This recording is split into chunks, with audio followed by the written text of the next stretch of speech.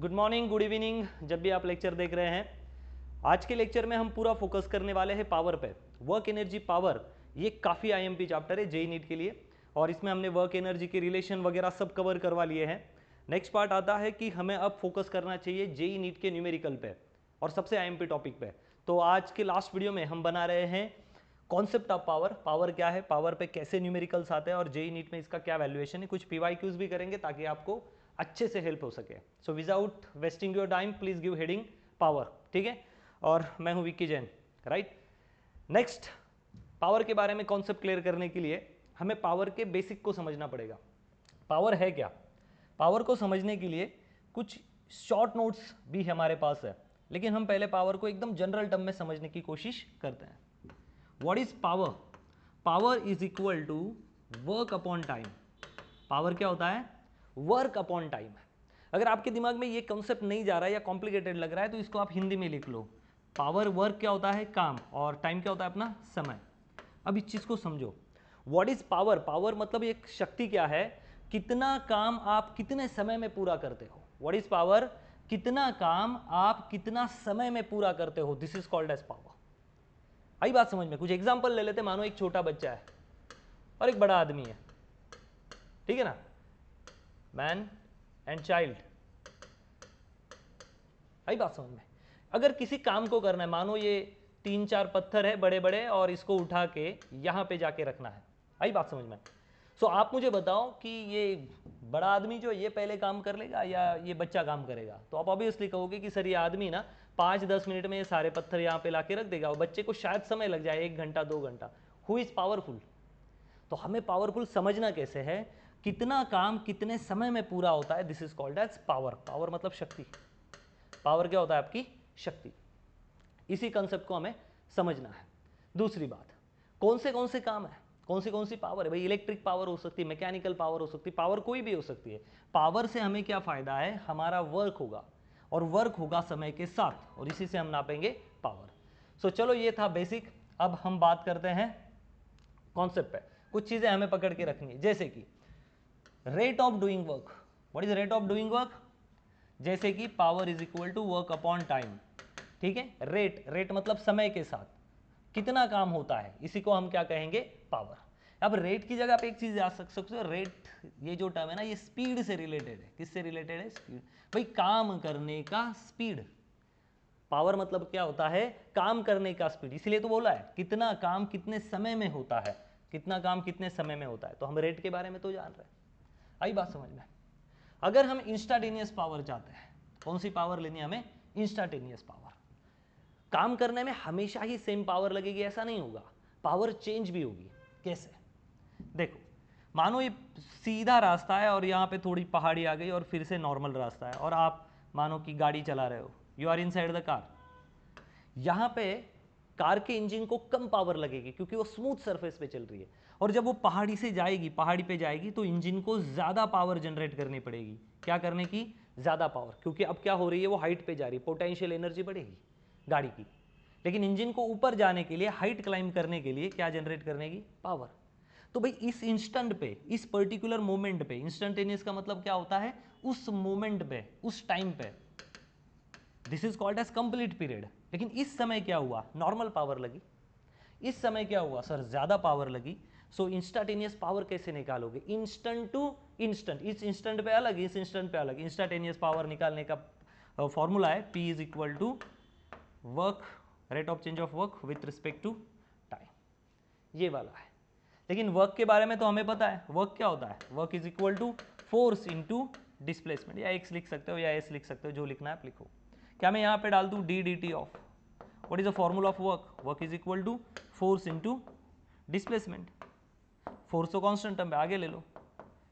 So D D T of I am sorry of X. What is D x upon D T? D x upon D T तो velocity होता है।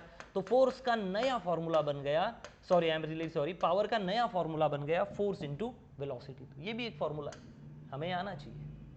आई बात समझो? Force is equal to work upon time. When we calculate the instantaneous power, तो instantaneous power का ये भी formula, what is instantaneous power? Rate of change of work with respect to time. So भाई work क्या है, force into displacement, तो force को आगे ले लिया और dx अपॉन dt का वैल्यू निकाला, what is dx upon dt velocity, तो इंस्टेंटेनियस पावर अगर निकालनी है तो फॉर्मूला क्या है, फोर्स इंटू वेलोसिटी, तो एक भी फॉर्मूला है, काफ़ी आसान है, आई बात समझ में। फोर्स लगाने के बाद क्या वेलोसिटी मिली ये डिफाइन करती है आपकी पावर। मानो किसी ब्लॉक को, ये दो ब्लॉक है और दो बंदे हैं, ये एक बंदा है जो उसको धक्का मार रहा है and the second person is also, वो भी धक्का मार रहा है। सोचो मैंने धक्का मारा और जपाक से वो ब्लॉक आगे चला गया, पावरफुल, वजन तो सेम ही है। दूसरा बंदा मार रहा है लेकिन धीरे धीरे सरक रहा है, धीरे धीरे सरक रहा है, इसका मतलब क्या है भाई, पावरफुल नहीं है वो, क्योंकि वो उस ब्लॉक को तेजी से नहीं आगे भगा पा रहा है, मैं भगा पा रहा हूँ, यहां से भी पावर निकल जाएगी।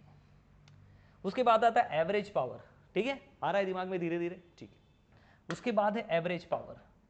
एवरेज पावर किसके बारे में बता रही है, एवरेज पावर भी काफी सिंपल है, एवरेज पावर बात कर रही है delta W upon delta T.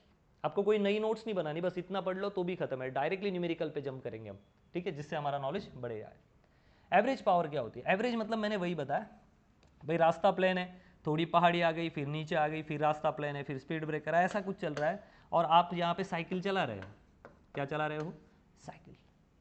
जब आप साइकिल चला रहे हो तो साइकिल सीधी जा रही है, पावर ज़्यादा, आपको ताकत नहीं लगेगी, आप धीरे धीरे जाओगे तो भी चल जाएगा, लेकिन जैसे ही आप ऊपर जाते हो तो आप सोचो क्या आपने धीरे साइकिल चलाई या काफ़ी ज़्यादा ताकत लगी, तो आपका आंसर होगा काफ़ी ज़्यादा ताकत लगी होगी सर। अरे बात समझ में, आपको क्या लगेगी, काफ़ी ज़्यादा पावर। तो भाई जब नीचे उतरोगे तब क्या पावर ज़्यादा लगेगी, ना पावर ज़्यादा नहीं लगेगी, पावर क्या लगेगी आपको, कम। फिर प्लेन रास्ता, नॉर्मल पावर, फिर ज़्यादा पावर, फिर ये पावर। तो अगर मैं यहां से यहां तक आपके साथ क्या हुआ ये पूछूं, कितनी पावर लगी, यहां से यहां तक, सर यहां कम, यहां ज्यादा, यहां कम, यहां नॉर्मल, यहां ज्यादा, तो क्या करोगे उस समय, कौन सी पावर बताओगे, एवरेज पावर। सो पावर का भी एवरेज करना होता है delta W upon delta T, मतलब W2 माइनस W1, ये फाइनल और इनिशियल का सब्सट्रैक्शन, और time final minus time initial का सब्सट्रैक्शन, ये कर दो, आ जाएगा। चलो कुछ आराम से ये बात समझ में आ गई होगी, पावर के बारे में कुछ बेसिक जान लेते हैं। पावर एक स्केलर क्वांटिटी ऑब्वियसली, तो हम डॉट प्रोडक्ट से ही काम करेंगे। आपने देखा होगा यहाँ डॉट प्रोडक्ट आ रहा है, देखो फोर्स इंटू वेलोसिटी, कौन सा प्रोडक्ट है, dot, scalar quantity. Dimension formula क्या है, L m1 l2 t-3, dimension निकालना बहुत जरूरी, IMP है, कभी कभार पूछ लेते हैं, find dimension of what, power. तो भाई सिंपल है, power is equal to work upon time. Work किसके बराबर है सर, वर्क एनर्जी के बराबर है, और एनर्जी के फॉर्मूले तो हमें पता है, क्या है वर्क और एनर्जी का, वर्क और एनर्जी का है L2 m1 t-2, और ये आ गया T1, नीचे वाला T1 है। अगर सर वर्क का नहीं आया तो और कोई रास्ता है, हाँ वो भी रास्ता है इजी, आप घर पे भी कर सकते हो फटाफट। तो ये क्या हो जाएगा, L2 m1, ये ऊपर गया माइनस T-3। अगर ऐसे नहीं आता ये आंसर हो गया आपका, देखो ये वाला। अगर ऐसे भी नहीं आया तो आप work is equal to force upon time ले सकते हो।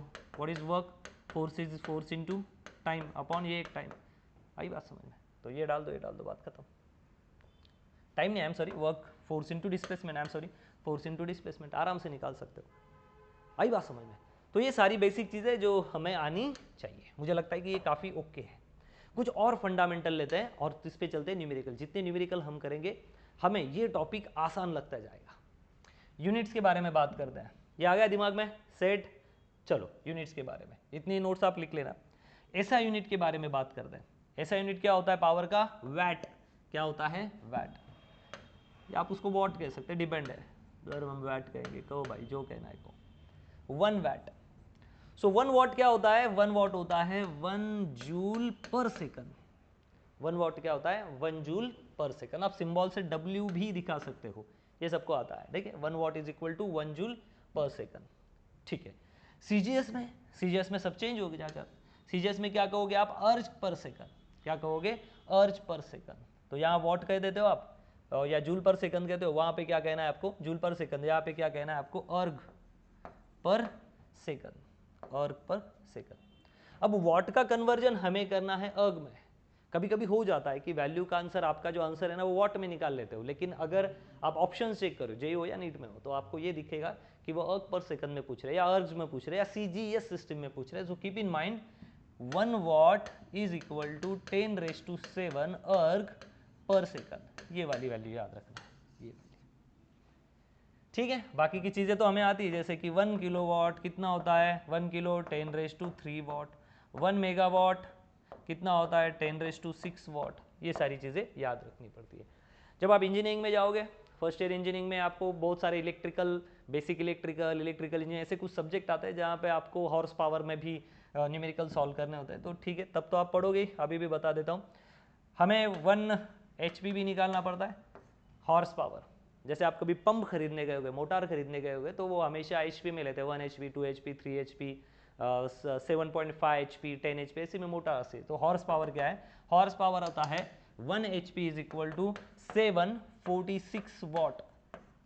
1 HP जो 746 वाट इतना कंजम्पशन ले पावर का, वो मोटर का जो पावर होता है, जो काम करने के लिए पंप का काम क्या होता है, जैसे कि ये मोटर पंप है, ये पंप लिख देता हूं मैं, दिस इज पंप। पंप क्या करता है, ओपन वेल जो होता है, ओपन वेल यहां से क्या करता है, पानी को सक करता है। भाई पानी को खींचना है, जैसे हम पानी की बकेट अगर पकड़ लेते हैं ना, ऐसे ऐसे हो जाता है। अगर पानी को खींचना है, पानी को अगर खींचना है तो पावर लगेगी। तो पावर को कैसे नापेंगे, पंप की भाषा में।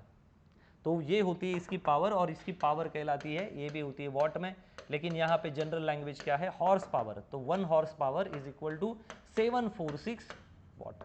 गलती से कभी कभार CET VT में आ गया तो आपकी चांदी हो सकती है। ठीक है, मिटा दे।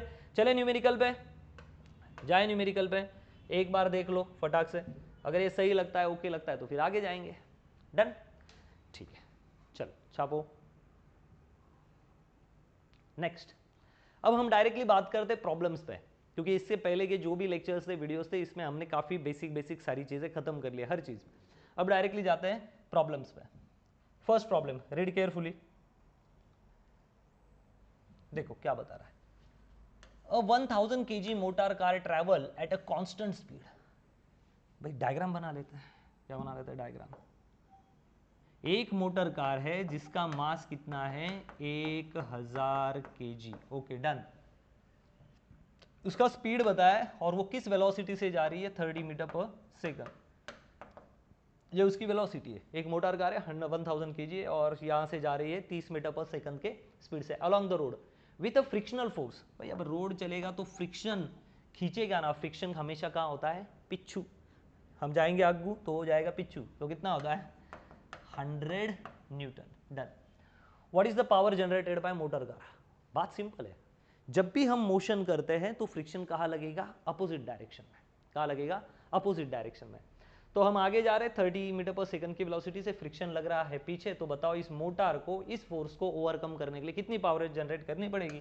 Power is equal to work upon time, power is equal to force into displacement upon time, power is equal to work क्या होता है, जब हम क्लाइंब करते तो mgh बटे टाइम। इतने सारे फॉर्मूले हम बना सकते हैं। अब हमें देखना है कि हमारे पास वेलोसिटी भी है, हमारे पास फ्रिक्शन भी है, हमारे पास मास भी है। So can I write force is equal to, power is equal to force into velocity. Force कितना है, पीछे कितना खींच रहा है फ्रिक्शन, मत जाओ 100, और आगे वेलोसिटी कितनी लग रही है, 30। सीधी बात है ना, जब गाड़ी आगे चलेगी तो फ्रिक्शन कहाँ ट्राई करेगा, गाड़ी को रोकने के लिए टायर में और रोड में फ्रिक्शन होगा ना। तो इस फोर्स को ओवरकम करने के लिए मोटर ने कितनी पावर जनरेट की, वजन भी है, कितनी पावर जनरेट की आपकी, वो ढूंढना है। So power is equal to 30, तो ये हो गया 3 वाट। 3000 वाट की पावर जनरेट कर देता है ये 3000 वाट की पावर जनरेट करती। मतलब प्रॉब्लम एकदम चिंदी है, लेकिन पहला प्रॉब्लम हम टफ नहीं लेंगे, सिंपल वाला लेंगे, ताकि हमें फॉर्मूले हमारे दिमाग में सेट हो जाए। दिस इज RM, फॉर्मूले क्या हो जाए, हमारे दिमाग में सेट हो जाए। ठीक है, आई बात समझ में। तो पहला चिंदी वाला प्रॉब्लम था, work upon time, force into displacement upon time. अगर हम पहाड़ी VID ऊपर चढ़ रहे हैं, या अगर ऐसा प्रॉब्लम आ जाए कि एक बंदर है जो रस्सी पे चढ़ रहा है, तो बताओ कितना पावर जनरेट करेगा। तो भाई जनरेट करेगा मतलब कितना लगाएगा, mgh अपॉन टाइम लगा सकते हैं।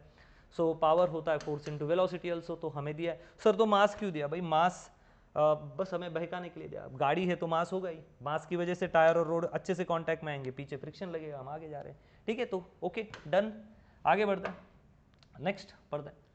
A 100 watt spotlight has efficiency of 40%। Efficiency के बारे में बात करते हैं, प्रॉब्लम पढ़ा दूंगा, बात करते हैं इफिशियंसी के बारे में। What is efficiency. मैं इफिशियंसी को एक हिंदी वर्ड बता देता हूं आपको, ताकि वो समझे। मैं हमेशा यही कहता हूं आपको कि जब तक हम कॉन्सेप्ट को अपनी भाषा में, when you not learn the concept in your own mother tongue, तब तक वो कंसेप्ट दिमाग में नहीं जाएगा। आई बात समझ में? तो हम कॉन्सेप्ट को एक बार समझते हैं। कॉन्सेप्ट क्या है? इफिशियंसी एकदम सिंपल टर्म है, इंजीनियरिंग में तो बहुत लगेगी। इफिशियंसी इसका मतलब होता है कार्यक्षमता। क्या बोलते हैं इसको? कार्यक्षमता। मतलब वो काम करेगी या भी नहीं करेगी, या कितना इनपुट लेने के बाद कितना आउटपुट देगी कोई भी machine. What is efficiency? Output upon input. हम तो पावर चैप्टर पढ़ रहे हैं ना, तो फिर आउटपुट क्या होगा सर? आउटपुट तो पावर होगी, और इनपुट भी क्या होगी? इनपुट पावर होगी। So what is efficiency? Output power upon input power, इसको बोलते हैं हम इफिशियंसी। इस बात को समझ के रखना, output power upon input power. Input current, output current upon input current, output वो अपॉन इनपुट ये। मतलब जिस भी चीज़ का इफिशियंसी निकालना है उसका आउटपुट अपॉन इनपुट आपको लेना चाहिए, ठीक है। इसको बोलते हैं इफिशियंसी, मतलब कार्यक्षमता। जैसे कि अगर आप फिर भी समझना चाहते हो, मानो कि मैंने एक रोटी खाई, तो इनपुट कितना रहा मेरा? एक रोटी, ठीक है। और मैंने 2 घंटे काम किया, एक रोटी खा के क्या किया? 2 घंटे काम। सो फिर आउटपुट अपॉन इनपुट, तो क्या आउटपुट है मेरा? 2 घंटे काम किया और कितनी रोटी खाई मैंने? एक। तो मेरा इफिशियंसी कितना है? दुगना। मानो मैंने 2 रोटी खाई और 2 रोटी खा के मैंने 4 घंटे काम किया, तो इनपुट कितना है? 2 रोटी, और काम कितना किया? 4 घंटे। कितना इनपुट लेके कितना आउटपुट देता है, इसको क्या बोलते हैं? इफिशियंसी। कितना इनपुट लेके कितना आउटपुट देता है, इसको क्या बोलते हैं? इफिशियंसी। मेरे ख्याल से समझ में आ गया रहेगा। आगे बढ़ते भाई। 100 वाट स्पॉटलाइट हैज इफिशियंसी 40%। तो इफिशियंसी क्या होती है? इफिशियंसी इज इक्वल टू, वही हम यहाँ लेंगे पावर के चैप्टर में, output power upon input power. तो काफ़ी इजी है, output power upon input power. तो कितना इफिशियंसी मिल रहा है हमें? 40%। तो भाई 40% है ना, ये परसेंट सिंबल का मतलब क्या होता है? Divided by 100। तो इफिशियंसी क्या बन गई हमारी? 40 डिवाइडेड बाय 100, ठीक है, याद रखेंगे साइड में। उसके बाद क्या बोल रहा है? How much light energy can the spotlight produce? कितनी एनर्जी एक स्पॉटलाइट प्रोड्यूस करेगा? तो भाई पावर कितनी देखी रखी है? 100 वॉट। पावर कितनी है? 100 वॉट। आई बात समझ में? और इफिशियंसी कितनी देखी रखी है? 40 डिवाइडेड बाय 100। परसेंट का सिंबल मतलब 100 से डिवाइड कर दो। How much? 100 वॉट स्पॉटलाइट, एक स्पॉटलाइट है और उसके लिखा है 100 वॉट, तो उतना उसका पावर है, और वो efficiency 40। How much light energy produce in 1 hour? तो टाइम कितना देके रखा है? 1 आवर। एक आवर में कितने मिनट? 60 मिनट। तो एक मिनट में कितने? 60 सेकंड। तो कितने सेकंड हो गए? 3600 सेकंड, ये आ गया time. So what is power? Work upon time. तो पावर दे के रखा है 100, तो वर्क कितना करेगा पता नहीं। टाइम कितना दिया है? 3600 सेकंड, 3600। तो वर्क कितना आएगा भाई? वर्क आएगा, ये यहाँ पे मल्टीप्लाई किया 3600 और ये इसके 2 जीरो, ठीक है। तो work is equal to 1 2 3 360 joule, ठीक है, इतना लिख देता है। ये हो गया वर्क, ये वर्क आ गया आपका। इतना इनपुट वर्क करना पड़ेगा। और हमें क्या पूछा है? आउटपुट। तो आउटपुट निकालने के लिए और थोड़ा दिमाग लगाते हैं। आई बात समझ में? तो W मिला है, हमें क्या पूछा है? कितनी लाइट एनर्जी वो प्रोड्यूस करेगा, आउटपुट कितनी करेगा। Efficiency is equal to output power upon input power. तो इफिशियंसी कितनी? 40/100, दिस इज इफिशियंसी ना। और आउटपुट कितना है अपना? वही तो निकालना है। वो स्पॉटलाइट कितनी आउटपुट एनर्जी बनाएगा, तो भाई नहीं पता, output energy as it is. और इनपुट कितनी बनाया? 360 किलो। किलो लिखना भूल गया मैंने, 3 जीरो यहाँ किए, तो please write down here kilo. So kilo मतलब भाई 10⁻3। तो इसको यहाँ भेज दो, तो सीधी सी बात है, क्या हो जाएगा? ये जाएगा 360 ऊपर जाएगा इंटू 10⁻3, 1 2 3 मल्टीप्लाइड बाई ये 40, नीचे ये 100, ये मरा ये मरा ये मर गया, और ऊपर भेजा आउटपुट पावर। बस इसको कर दो। सो 36 72 गुना 144 रिलेटेड कुछ है आंसर 144, ये देखो आ गया। सो 4 से इसको मल्टीप्लाई किया 144, और कितने जीरो बचे? ये 2 और एक 3, 1 2 3, ये हो गया आपकी आउटपुट पावर। तो ये 3 डेसिमल आगे लेते, 1 2 3, तो हो गया 144 किलो जूल। बस ये आंसर हमें ढूंढना है। आई इस बात समझ में?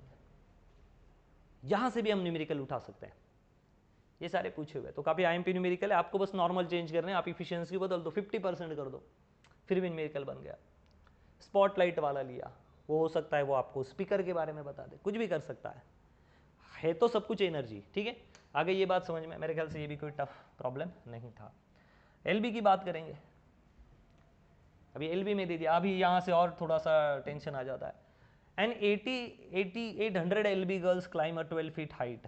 चलो फिर एल बी क्या है, सॉरी एल बी क्या है, एल बी मतलब भाई पाउंड, क्या होता है पाउंड। हमको आदत किसकी, केजी की, प्रॉब्लम में देके रखा है एल बी। याद रखना 1 kg is equal to 2.205 L B, 1 kg is equal to 2.205 L B, या 2.2 याद रखो। तो अगर 1 kg मतलब इतना एल बी, तो बताओ 800 एल बी मतलब कितना केजी। मैं ले लेता हूँ x kg, कितना लेता है x kg भाई, इसको इधर मल्टीप्लाई करो, इसको इधर मल्टीप्लाई करो, ये नीचे आ जाएगा। तो x kg कितना आया भाई, x kg is equal to, ये ऊपर गया तो ये नीचे आ गया, नीचे आ गया मतलब 2.2 ही लिख देता हूँ मैं, ये ऊपर चला गया 1 इंटू दिस 800। बस इसको सॉल्व करो तो आपको मिल जाएगा आंसर केजी में। ठीक है, हमने केजी में कर लिया। तो इतने इतने केजी की मतलब कितना हुआ, गर्ल्स का वेट कितना हुआ, क्लाइंब, इसका मास कितना हुआ, गर्ल का मास वो हो गया 800 डिवाइडेड बाय 2.2। हीज क्लाइंब, एक 800 डिवाइडेड बाय 2.2 की जो लड़की ना वो क्लाइंब कर रही है, क्लाइंब रोप मतलब रस्सी पे चढ़ रही है। तो ये लड़की है, ये प्यारी लड़की है, इसके थोड़ी बाल बिल दिखा देते हैं मस्त, ठीक है ना। वो लड़की हंसते हंसते ऊपर क्लाइंब कर रही है, उसका क्लाइंब 12 फीट रूप। भाई वो रोप हो जो रस्सी ना, उसकी लंबाई कितनी है, 12 फीट है, कितनी है 12 फीट। अब वापस प्रॉब्लम ये आया कि जो लेंथ है या हाइट जो है, हाइट वो किस में देखे रखी है, 12 फीट में। तो हमें फीट नहीं चलता, हमें किस में कन्वर्ट करना पड़ेगा, उसका मीटर में। ठीक है, अब मीटर में कैसे करेंगे, तो सिंपल सा फॉर्मूला याद रखना, 1 मीटर हमें मीटर में चाहिए एसआई में। ठीक है, तो 1 metre is equal to 3.28 feet. तो 1 मीटर मतलब इतना, तो 12 फीट मतलब कितना मीटर। तो हम लेते हैं एक्स तो ले लिया ना, एक्स मीटर ऐसा ले लेता है। तो बस इसको इधर मल्टीप्लाई करो, इसको नीचे लाओ, इसको ऊपर लाओ, तो एक्स मीटर मतलब कितना हाइट वो चढ़ी होगी। सो 12 डिवाइडेड बाय 3.28 मतलब समथिंग 3.66 समथिंग ऐसा कुछ आ जाएगा, इतना मीटर चढ़ी है। हर एवरेज पावर आउटपुट इज, तो आपके पास उसका मास है, आपके पास उसकी हाइट भी है, और आप पूछ रहे हैं पावर। पावर का फॉर्मूला होता है work upon time. Okay, time भी देके रखा है भाई 7.5, टाइम कितना है 7.5 second, this is really MP. तो टाइम का तो वैल्यू मिल गया, लेकिन वर्क नहीं है। मेरे पास क्या है, मेरे पास मास है, मेरे पास हाइट है। तो क्यों ना मैं इस फॉर्मूले को, जब ऐसे प्रॉब्लम आ जाए, कोई ऊपर चढ़ रहा है, तो ऊपर चढ़ना मतलब क्या, ऊपर चढ़ना मतलब आपका वर्क क्या है। देखो मानो ये बिल्डिंग है और आपके बिल्डिंग में आप ऊपर जा रहे हो, टेरेस से ऊपर जा रहे हो, ऐसे ऐसे ऐसे ऊपर जा रहे हो स्टेयरकेस से। आप ऊपर जाते हो मतलब होता क्या है, जब आप ऊपर जाते हो तो आपकी कौन सी एनर्जी बढ़ती है, पोटेंशियल एनर्जी। ऊपर चढ़ना ये एक वर्क है, ऊपर चढ़ना क्या है, एक वर्क, और वो वर्क जो है वो इन टर्म्स ऑफ पोटेंशियल आपके बॉडी में आ जाता है। सो जो वर्क है वही आपका पोटेंशियल एनर्जी है, इस बात को समझो।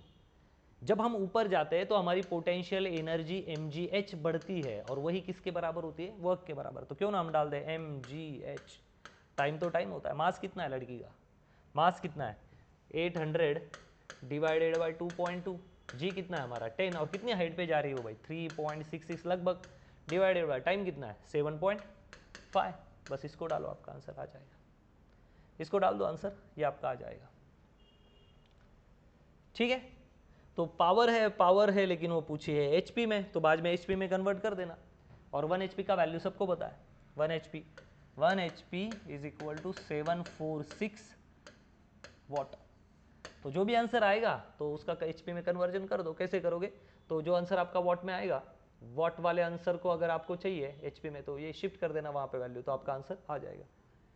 आई बात समझो, अभी काफ़ी कैलकुलेशन है, हमें न्यूमेरिकल लेने, तो हम कैलकुलेशन में नहीं जाना चाहते, और आप लोग टैलेंटेड हो, ठीक है, हो या नहीं हो 100% हो, तो बस आप इसको सॉल्व कर दो, ठीक है, आंसर आ जाएगा आपका। डन, मेथड समझ गया है, सिंपल है। तो भाई यहाँ पे दिक्कत क्या थी, यहाँ पे कन्वर्जन करना था। एलबी मतलब पाउंड में दिया था, पाउंड का हमने कर लिया केजी में। कैसे करते हैं, 1 केजी मतलब 2.2 एलबी होता है, तो बस उसकी वैल्यू को शिफ्ट कर दो। 1 केजी मतलब 2.2, तो 800 एलबी मतलब पाउंड मतलब कितना, तो बस शिफ्ट करवाओ। या फीट में दिया था, याद रखना 1 मीटर मतलब 3.28 फीट, कुछ जगह पे 3.25 बताया, वो मत लेना, 3.20 इज एक्यूरेट वैल्यू। तो 3.28 है, तो 12 फीट मतलब कितना, तो इसको यहाँ शिफ्ट कर दो, इसको यहाँ, और इसको नीचे लेके आओ, तो आंसर मिल जाएगा। सो वर्क पूछा है, तो वर्क के लिए हमें फोर्स और डिस्प्लेसमेंट दोनों नहीं दिया है, डिस्प्लेसमेंट के टर्म में हाइट है लेकिन फोर्स नहीं दिया है, तो फोर्स कितना लगाएगी लड़की जब क्लाइंब करेगी, तो mg के बराबर। ऊपर चढ़ने के लिए अपने वजन के बराबर फोर्स लगाना पड़ेगा ना, तभी तो आदमी ऊपर जाएगा। मुझे ऊपर जाना है तो मैं मेरी वजन इतना फोर्स लगाऊं या दूसरे के वजन इतना, मेरे वजन इतना, दैट इज mg। बस वैल्यू डाल दो, आंसर आ गया। ठीक है, आ रही है बात समझ में, आ रही क्या रही, हाउ आ रही सर। नेक्स्ट, आ रही ना दिमाग में बात, धीरे धीरे आएगा, नो इशू। आगे बढ़ता है। Power can be express as चिंदी सीईटी, power can be express by, बस यूनिट बताना है, खत्म करो इस प्रॉब्लम को। Power can be express by, ये आंसर नहीं कर रहा हूँ, ये प्रॉब्लम पे टिक कर रहा हूँ, आंसर ये आ जाएगा। कैसे, ये तो ऑलरेडी आपको पढ़ा है पहले ही स्लाइड में, हमने उसी को देखा है। पावर का फॉर्मूला होता है वर्क अपॉन टाइम, ठीक है। वर्क होता है force into displacement upon time. Force का यूनिट क्या है, न्यूटन, डिस्प्लेसमेंट किस में गिनते हैं, मीटर, और टाइम किस में गिनते हैं, सेकंड। सो न्यूटन मीटर, और सेकंड ऊपर आया, सेकंड इनवर्स, तो ये आ गया आपका। ठीक है, या फिर आप लिख सकते हो न्यूटन मीटर और नीचे होगा सेकंड, ऐसे भी लिख सकते हो, वेरी इजी। तो ये कोई एक टाइम पास लेवल का प्रॉब्लम था जो हमें आना चाहिए, बिठा दें। आ रहा है समझ में, पावर यूनिट पता है, न्यूटन मीटर पर सेकंड, ठीक है, ओके। और न्यूटन मीटर क्या होता है, जूल, न्यूटन मीटर क्या होता है, जूल। अरे न्यूटन मीटर ही क्या होगा भाई, जूल, जूल पर सेकंड, ये भी लिख सकते हो, न्यूटन मीटर ही होता है जूल, दिमाग में सेट कर लो। ओके, डन डना डन डन, भागो टन टना टन टन। ओके, आगे बढ़ते हैं। नेक्स्ट, नेक्स्ट, हट जाए, पीछे जाना पड़ेगा। हाँ, प्रॉब्लम आगे वाला करेंगे, ये बहुत आईएमपी प्रॉब्लम है और पूछा गया है, वैल्यू बदल बदल के पूछा गया है, तो इस प्रॉब्लम को हम करेंगे। प्रॉब्लम को पहले समझते हैं, आई बात समझ में। प्रॉब्लम कॉम्प्लेक्स है, ठीक है, सब दिख रहा है वीडियो में, क्लियर। ओके, जाते हैं। An object is drop from a height of H, एक ऑब्जेक्ट को, एक बॉल मान लो, ऑब्जेक्ट क्या मानते हैं, एक बॉल, उसको ऊपर से फेंक दिया गया, नीचे आके गिरा। Okay, from a height H two the ground, तो बॉल को नीचे फेंक दिया, एच हाइट से फेंक दिया। Every time it hits the ground and losses 50% of his kinetic energy, तो जब वो एक बार नीचे गिरेगा तो अपनी 50% एनर्जी खो देगा और फिर बची हुई 50% से ही ऊपर आएगा। क्या बात समझे, अगर यहाँ लगा दूं, हाँ, अगर बॉल यहां से नीचे गिरा, बराबर एच हाइट से नीचे गिरा, तो इसका मतलब क्या है, इसका मतलब यह है कि उसने अपनी, उनके प्रॉब्लम के हिसाब से कितनी एनर्जी खो दी, 50%, तो कितनी बाकी है सर, 50%, तो अब उस बची हुई एनर्जी से वो ऊपर आएगा। तो आप मुझे बताओ, क्या वो वापस उतनी हाइट पे जा पाएगा, नो। प्रॉब्लम को इसलिए यहां समझना जरूरी है। मानो ये एक टेबल है, यहां से मैंने एक बॉल को गिरा दिया, बॉल को क्या कर दिया, गिरा दिया। ये कितनी हाइट है, एच हाइट है, what is the height, H height. तो बॉल नीचे गिरा और यहां पहुंचा, कितनी हाइट ट्रेवल की उसने, एच, और उसके तुरंत बाद उसने अपनी 50% एनर्जी खो दी, तो कितनी बची, 50%। तो जब नेक्स्ट टाइम ये बॉल ऊपर आएगा तो क्या ये 100% ऊपर जा पाएगा, नहीं, ही लूजेस इज 50% एनर्जी, तो बॉल का आएगा, मानो थोड़ा सा कम आएगा यहां पे, मतलब टप्पा गिरेगा, ऊपर आएगा और फिर नीचे भी जाना है। तो हम इसकी बात सोचते हैं, आई बात समझ में। Of its kinetic energy, total distance covered at t tends to infinity, ये ऐसा चलता ही रहेगा, मतलब वो गिरेगा, यहाँ 50% एनर्जी लूज करेगा, फिर ऊपर आएगा, फिर नीचे गिरेगा, फिर 50% एनर्जी फिर लूज करेगा, ऐसे करते करते टप्पा टप्पा टप्पा खा के बाउंस बाउंस बाउंस होके एक बार क्या हो जाएगा, वो रुक जाएगा। अब हमें देखना है, हमें ये ढूंढना है कि of kinetic energy total distance covered at t is equal, तो कितना डिस्टेंस वो ट्रैवल करेगा, कितना डिस्टेंस, मतलब h, फिर यहाँ पे कुछ ना कुछ और डिस्टेंस, फिर और डिस्टेंस, फिर और डिस्टेंस। और एक बात दिमाग में रखो, जब वो यहाँ से नीचे गिरा तो h नीचे गिरा, लेकिन ऊपर कितना गया वो हमें पता नहीं है, हमें ये पता है कि 50% एनर्जी खो दी, तो ये तो पता है h है, यहाँ की हाइट नहीं पता। चलो निकालते हैं, देखो आया, प्रॉब्लम तो समझ में आ गया। तो बॉल यहाँ से गिरा और यहाँ आया, तो मुझे पता ही नहीं है, यूजिंग कौन सा प्रिंसिपल लगाएंगे, using conservation of law of conservation of, law लगा देना, law of conservation of energy. Simple है, क्या होता है law of conservation of energy, kinetic initial plus potential initial is equal to kinetic final plus potential final. Final है initial, इन दोनों देखो, एक साइड क्या होता है, initial kinetic potential plus final kinetic potential, अगर ये निकाल ले तो शायद हमें आंसर आ जाएगा। आप मुझे बताओ, बॉल यहाँ है, अभी मैंने छोड़ा नहीं है, तो बॉल रुका हुआ है, तो काइनेटिक एनर्जी कितनी हो गई उसकी? Zero. What is the formula of kinetic energy? लिख देता हूँ, 1/2 mv square. Potential energy mgh, इसकी भी काइनेटिक एनर्जी 1/2 mv स्क्वायर, और पोटेंशियल क्या होती है? mgh। अब आप सोचो, जब बॉल मैंने छोड़ा ही नहीं है तो उसकी काइनेटिक एनर्जी, वेलोसिटी कितनी है? सर जब बॉल रुका होगा तो उसकी वेलोसिटी कितनी होगी? जीरो। तो ये जीरो है, तो ये पूरी टर्म क्या हो गई? कैंसिल। पोटेंशियल कितना होगा? मास तो होगा ही ना, मास तो होगा ही, जी तो अर्थ लगा रही है, और हाइट तो उसको कितनी दे के रखी है हमने? h। कितनी दे के रखी है? h, ये वाली, ये से दिख रही h। तो है क्या? हाँ है mgh। ये रफ करना, ये लिख लेना पॉज करके, फिर बाद में देखेंगे। जब वो नीचे गिरेगा और यहां होगा, जस्ट टू टच टू, अगर यार या क्या कर सकते हैं हम उसको, बस टच करने वाला होगा, 10 टू टच द ग्राउंड।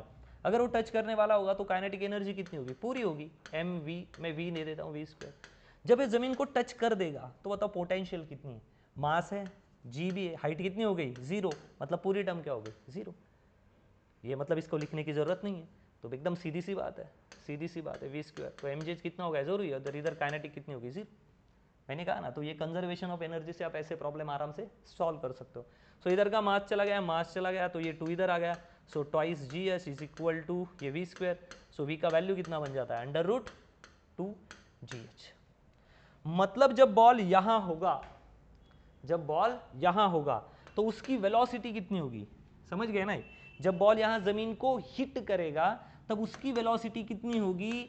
√, इसको मिटाना पड़ेगा प्लीज, हाँ, तो कितनी वेलोसिटी होगी उसकी जब जमीन को टच करेगा? v is equal to √2 gh, इतनी वेलोसिटी होगी। यहाँ की वेलोसिटी हमें पता चाहिए, ताकि जब बॉल यहाँ होगा उसकी वेलोसिटी पता हो जाए, तो अब वो कितना ऊपर जाने वाला है ये पता कर सकते हैं। किससे? इसी से। ठीक है, ये छाप लिया, इसको मिटाना पड़ेगा, जगह नहीं है, छाप लिया ये, ओके, मिटा रहा हूँ।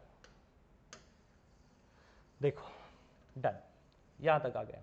अब बॉल क्या हो रहा है? बॉल यहाँ पे गिरा, यहाँ पे h हाइट से गिरा, और इस पॉइंट की वेलोसिटी कितनी मिल गई हमें? 2gh इतनी मिल गई। अब बॉल यहाँ से गिरने के बाद ऊपर जाएगा, कितना जाएगा नहीं पता, वही तो ढूंढना है। लेकिन एक बात बता दी उन्होंने कि जब वो यहाँ गिरेगा ना और ऊपर जाएगा, ऊपर जाएगा, तो वो कितनी एनर्जी खो चुका होगा? 50%। प्रॉब्लम थोड़ा बड़ा हो रहा है, लेकिन एक बार आ गया ना तो दिमाग सेट हो जाएगा। कितनी एनर्जी खो देगा? 50%। तो लगाओ फिर से एनर्जी ऑफ कंजर्वेशन का लॉ, क्या है? Kinetic initial plus potential initial is equal to kinetic final plus potential final. Kinetic initial क्या होता है? 1/2 mv स्क्वायर। क्या होगा? 1/2 mv स्क्वायर, यहां से निकलने वाला है। पोटेंशियल क्या होगा? जब बॉल यहां गिरा है और ऊपर जा रहा है, मतलब यहां पोजीशन पे, तो कितना है? जीरो। पोटेंशियल क्या है उसकी? जीरो, क्योंकि यहां से निकल रहा है, हाइट नहीं ना उसके पास, यहाँ पोटेंशियल है zero. Kinetic final, final kinetic क्या होगी? जब बॉल ऊपर चला जाएगा, यहां जब कोई भी चीज हाईएस्ट पॉइंट पे जाती है तो वहां रुकती है, भले नैनो सेकंड के लिए, और उसके बाद ऊपर नहीं जाती। कहाँ आती है? नीचे। तो इस टॉप कंडीशन पे याद रखना, प्रोजेक्टाइल मोशन पड़ा होगा तो हमेशा काइनेटिक एनर्जी कितनी होती है? जीरो। तो फाइनल में काइनेटिक एनर्जी कितनी? जीरो। लेकिन पोटेंशियल कितनी आ जाएगी? सर वो हाइट चला जाएगा। कितनी हाइट जाएगा बे? कितनी हाइट जाएगा पता नहीं, तो मैं लिख देता हूं mgh डैश, h डैश इतनी हाइट जाएगा। ढूंढ लेंगे हम h डैश को। एक बात ढूंढी क्या कि ये जो एनर्जी है, ये पूरी एनर्जी नहीं इसके पास, उन्होंने कहा है 50% घट जाएगी, तो कितनी बचेगी? 50%। कितनी बचेगी? 50%। 50 मतलब कितना? हाफ। 50% मतलब कितना भाई? 50% मतलब 50/100। अभी तो सीखा है, परसेंट मतलब ये गया, और ये 5 दूना 10, सो 1/2। यही वो बताने की कोशिश कर रहा है कि जब वो आधी एनर्जी खो देगा तो कितनी बचेगी? 1/2। कितनी बचेगी? 1/2। तो ये क्या आ गया आपका? सो ये तो जीरो है, so 1/4 mv square is equal to mgh dash. हमें हाइट निकालना है भाई, पहले प्रॉब्लम नहीं सॉल्व हुआ है, अभी बाकी काफ़ी। सो देखो यहाँ से मास गया, मास गया, और हमें हाइट निकालना है। हाइट निकालने के लिए क्या करेंगे आप? कुछ भूल गए क्या? mgh, mgh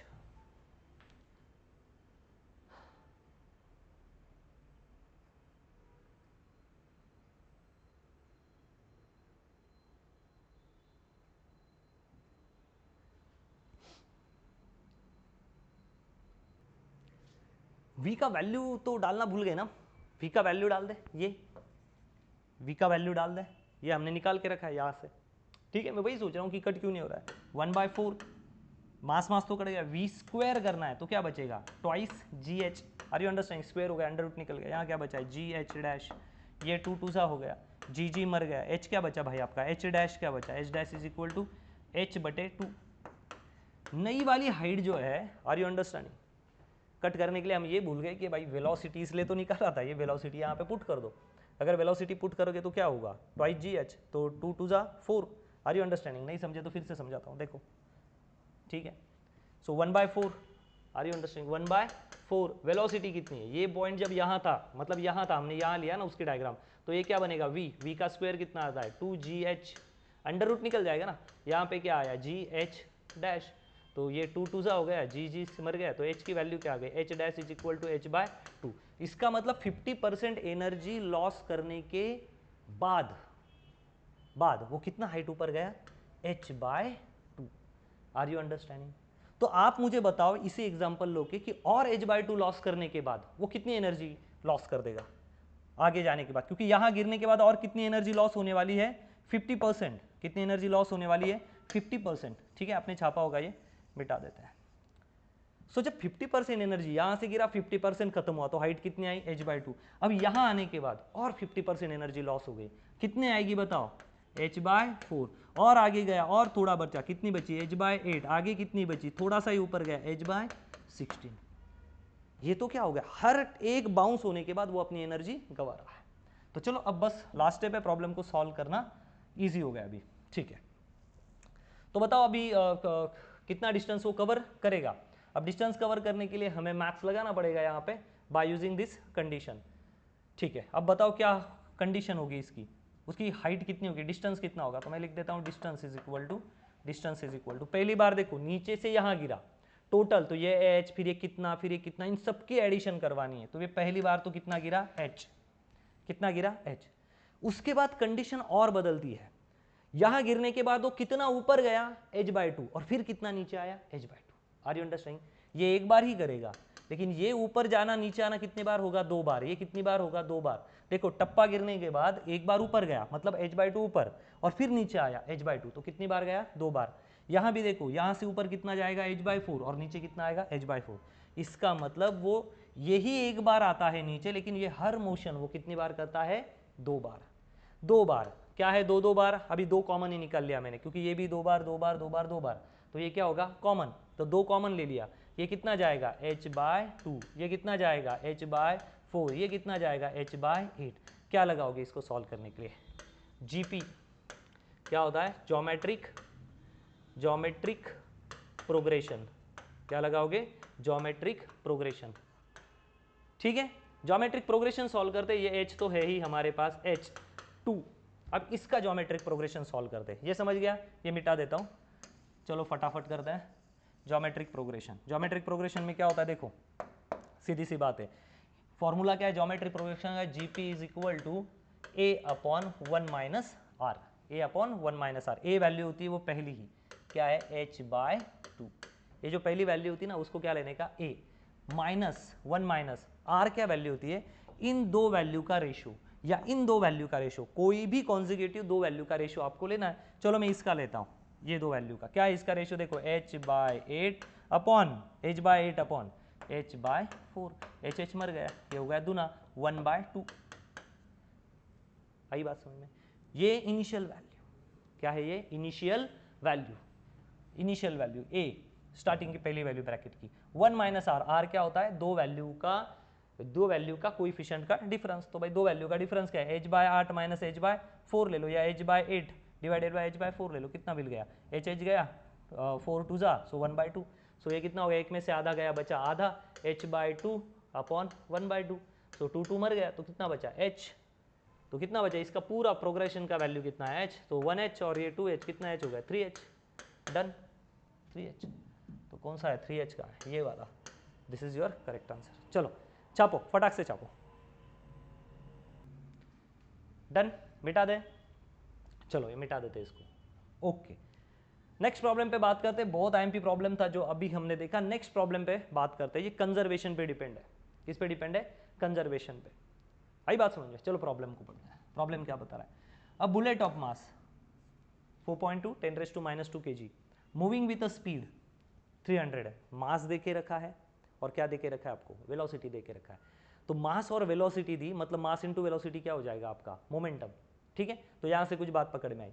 gate stuck into a block with mass 9 time that of a bullet, और वो ऐसे मास में एक बुलेट है जिसका वजन है 4.2 और किस वेलोसिटी से जा रही है वो? 300 मीटर पर सेकंड, और इस वेलोसिटी से जब जा रही है तो वो किसी ब्लॉक को हिट कर दिया, और वो ब्लॉक का वजन कितना है? इस ब्लॉक का बुलेट के वजन के 9 गुना ज्यादा। कितना वजन है? बुलेट के वजन के 9 गुना ज्यादा वजन है। ठीक है, ये block is free to move, लेकिन ब्लॉक ऐसा रुका हुआ नहीं है, ब्लॉक फ्री है, मतलब टकराते ही बुलेट ब्लॉक को भी लेके आगे जाएगी, टकराते ही बुलेट ब्लॉक को भी, क्योंकि फ्रिक्शन ही नहीं हो रहा है, कोई रोकने वाला नहीं। Free to move without any kind of friction, the heat generated in the process will be, मतलब वो ब्लॉक जमीन पे नहीं लगा है, किसी पे घिस नहीं रहा है, ऐसी प्रोविजन है कि बुलेट लगेगी तो ब्लॉक को भी लेके क्या कर देगी? मूव कर देगी। तो भैया मास और वेलोसिटी के बारे में ज्यादा जानकारी, so by using law of conservation of momentum क्या सिखाया है law of conservation of momentum में? मोमेंटम ये सिखाता है कि momentum before collision is equal to momentum after collision. After या लिख देते पूरा, आफ्टर कोलिजन, टक्कर के पहले जितना मोमेंटम था टक्कर के बाद भी उतना ही क्या रहेगा? Before collision. टक्कर के पहले जितना मोमेंटम था, मोमेंटम होता क्या है ये मैंने लास्ट वीडियो में अच्छे से बताया। मोमेंटम सीधी बात होती है मास इनटू वेलोसिटी। जिस भी चीज़ को मास है, जैसे कि आप साइकिल चलाते हो, साइकिल और आप यहाँ पे बैठे हो, आपकी तशरीफ रखी है, ठीक है, सर मैं अकेला नहीं बैठूंगा भाई, किसी को लेके बैठ जाओ, जो भी आपकी मर्जी, जो भी हो, है ना, सिस्टर वगैरह, ठीक है, और दोनों गार्डन में घूमने गए। सो क्या आपको मास है? यस। क्या आप तेजी से जा रहे हैं? यस। मतलब क्या कर रहे हो आप? मास भी हो, तेजी से जा रहे हो। इसको ही बोलते हैं चल। क्या बोलते हैं? चाल, या उसको हिंदी में बोलते चलिए। क्या बोलते हैं? चलिए, मतलब चलने वाली, मास और वेलोसिटी के साथ जाने वाली चीज है, इसको बोलते हैं मोमेंटम। हलचल, मोशन में रहना, मास के साथ मोशन में रहना, इसको ही क्या बोलते हैं? मोमेंटम। तो मोमेंटम का कंजर्वेशन का लॉ आपको बताया, टक्कर के पहले टक्कर के बाद, conservation of law of momentum. तो जितना पहले था उतना ही बाद में रहेगा। तो हम यहां से ये प्रिंसिपल उठा सकते हैं। तो चलो सिचुएशन बना लेते हैं, ये आप छाप लो फटाक से, और हम प्रॉब्लम पे आगे बढ़ते हैं। क्या बात हो रही है? एक बुलेट है, एक क्या है? बुलेट, ठीक है, बुलेट है। बुलेट का मास कितना है भाई? मास है 4.2 इंटू 10⁻² kg, और ये वो वुडन ब्लॉक बना देता हूं मैं, या कोई बॉक्स बना देता हूं। इसका वजन कितना है? The block with an mass 9 time that of bullet. तो इसका जितना मास है ना, इसके 9 गुना, तो इसका मास कितना हो गया? 9 गुना, 9 टाइम्स ऑफ इसका मास। तो इसका मास कितना है? 4.2 into 10⁻²। Are you understanding this? इसका मास 4.2 10⁻², तो इसका उसके 9 गुना है, 9 टाइम्स, तो लिख दिया 9 टाइम्स। इसकी वेलोसिटी कितनी है? बुलेट की velocity 300 metre, 300 metre per second. इसकी वेलोसिटी पता है? नहीं। हाँ, ये रुका हुआ नहीं है, उसके साथ जाएगा। और हमें पूछा है कि कितनी हीट जनरेट करेगा। क्या बुलेट जब उस ब्लॉक पे लगेगी, ऑब्वियसली जब टकराएगी तो फ्रिक्शन होने के कारण यहां पे हीट जनरेट होगी, जाके जमीन पे वो घसीट तो नहीं रहा है क्योंकि फ्रिक्शन है, वो भी हमें ढूंढना है। तो उस पर हमारा फाइनल आंसर आ जाएगा। तो इसकी वेलोसिटी कितनी पता नहीं, तो क्या हम निकाल सकते हैं? Yes, mass into velocity is equal to mass into इधर की वेलोसिटी, इधर का mass into velocity is equal to इधर का मास इंटू वेलोसिटी। ऊपर लिख लेते हैं, इसका कितना मास है? बुलेट का मास 4.2 इंटू 10⁻²। इधर की वेलोसिटी कितनी है? 300। कितनी है? 300। तो 300 लिख देता हूँ, 300 इज इक्वल टू, इसका मास कितना है? 9 टाइम्स 4.2 इंटू 10⁻² इंटू इसकी वेलोसिटी कितनी ना, वही तो ढूंढनी है। तो ये 4.2 चल बसा, ठीक है। तो इसको यहाँ डिवाइड कर देते हैं ताकि हमारा आंसर आ जाए, लेकिन हमने गलत कर दिया। हमने ये भूल गए, एक बात हम भूल गए, हमें याद नहीं है। देखो, एक बात तो हम भूल गए ना भाई, वेरी सिंपल। बुलेट का मास था 4.2, तो bullet get stuck into the block, ये भूल रहे हैं हम। वो बुलेट है ना, इसमें जाके फंस गई, इसमें जाके फंस गई, तो फंसने के बाद तो इस ब्लॉक का वजन जो है वो 9 गुना है, लेकिन जब बुलेट भी फंसी तो बुलेट का भी वजन हमें क्या करना पकड़ना पड़ेगा। तो इसका वजन बुलेट के वजन के 9 गुना, और एक बार और बुलेट भी आके फंस गई, इसका वजन बुलेट के 9 गुना, और बुलेट खुद भी आके उसमें फंस गई, तो कितना हुआ 10 गुना। सो यहाँ पे मल्टीप्लाइड 9 नहीं करते, विथ बुलेट वजन कितना हो गया अब 10 गुना, 9 गुना तो उसका ही था और बुलेट भी आके उसमें फंस गई, तो कितना हुआ 10 गुना। तो यहाँ लिख देते हैं 9 की जगह पे 10। अब कैलकुलेट करते हैं, ठीक है, प्लीज उतनी मिस्टेक चेंज कर लेना। So mass into velocity, mass into velocity, टक्कर के पहले टक्कर के बाद वाली, ठीक है। तो बस मोमेंटम कंजर्व करेंगे, 4.2 इंटू 10⁻² मल्टीप्लाइड बाय वेलोसिटी कितनी 300, इसका मास कितना था 10 गुना, 4.2 इंटू 10⁻²। समझ रहे हो, केवल उस ब्लॉक का वजन 9 गुना था और बुलेट भी आके उसके अंदर फंस गई, ऐसी बुलेट आई फंस गई और पूरे दोनों साथ गए। तो अगर दोनों भी साथ है तो फली का भी, इसका ब्लॉक का भी वजन और बुलेट का भी वजन क्या हो जाएगा ऐड, तो दोनों का वजन ऐड हो गया, तो टोटल कितना होगा 10 गुना। और इसकी वेलोसिटी पता नहीं, ये मर गया, ये मर गया, ये 10 उधर चला गया। सो 300 डिवाइडेड बाय 10 कितना हो गया 30, ये हो गई इसकी velocity. Velocity is equal to 30 metre per second.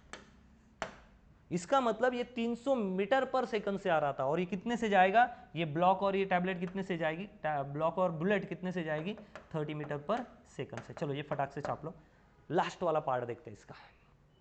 Done, छापा, आगे बढ़ता है, इसको मिटा देता हूं इतना।